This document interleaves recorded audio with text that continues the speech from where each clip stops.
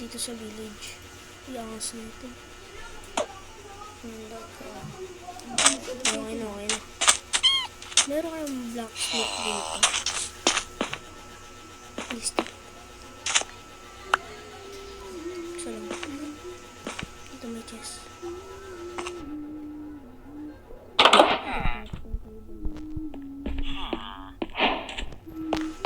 Kaya po lang ito.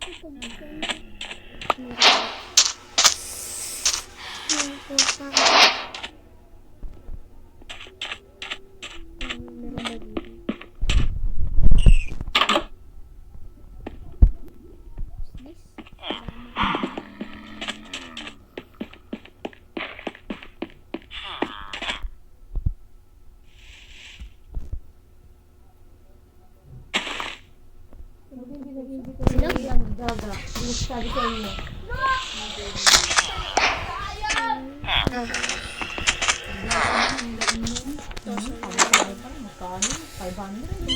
Ito nga, may bayad na to.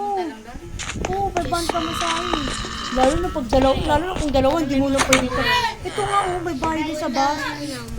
Pero pag pumupunta ako doon, pag gabi ako nagbibiyahe, kinakaligon ko to. Kasi pag gabi, pag papunta ka doon, unti lang yung pasari, okay lang. Makakapunta. Hindi yung umuwi kami gabin, punuan. Sabi ko, kakanduhin ko na lang yan. Sabi niya, malaki na ho yun eh. O di 400. Yung bawas niya, 100. May chest. ID. Sana. Sabi ko, Yaw na. buti pag ganyan kailangan ba yung mga Tingnan mo dito. oo, yung shirt nila. Tingnan mo sa taas. Ayun mo, sabi ko may bayad man sa English. Lalo, sabi ko, pag pumunta, ayaw. Minsan pero pag bigla ka papunta doon, nakakalo kasi maluwag wala.